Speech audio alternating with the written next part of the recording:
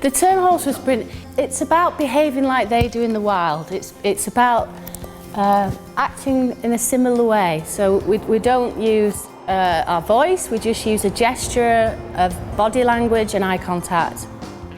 We're just going to do an exercise now which is called a join-up exercise. I'm sure you've all heard of that at some point. But basically, as the alpha female, which I am, I'm allowing this horse into the pack, into my space, once she's shown signals.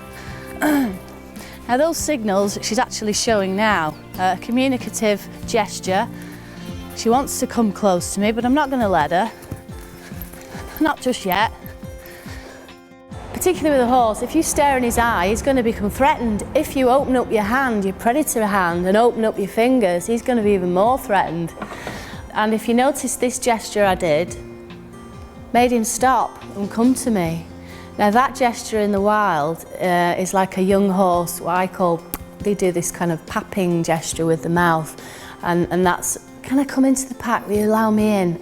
And that was exactly what I did, was come on, you can come in, we can trust each other, I'm not going to hurt you.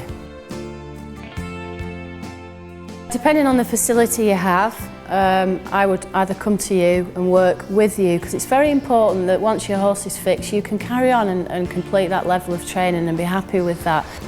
Doing a bit of head waving there. I think she's got a knot in her neck, which might explain why she's slightly sharp, under tack and being ridden. When you're riding a horse, the horse's head is lowered and it's more in an outline, so it's using all these muscles and it tightens up, you know, like the old gym thing I was talking about before. So, you know, lots of rubbing and massage would get that out in one session, but that's very sore. I was working for a gentleman selling horses about the time when I left school, and these horses, they were actually being sent to the meat man, but we ended up with them to fix and sell on as riding horses.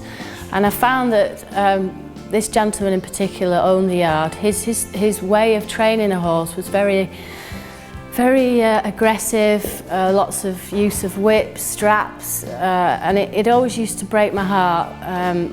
Breaking a horse's spirit enough to, you know, ruin its trust in people. So I moved into the realm of talking to horses. I studied them whilst they were out in a pack in the fields and learned how to communicate with them. I never trained with anybody, it just became natural, and I learned a bit about the gestures that they used, the language, and that was it, I was away. Never looked back. Absolutely fantastic. A horse will do anything for you if it wants to.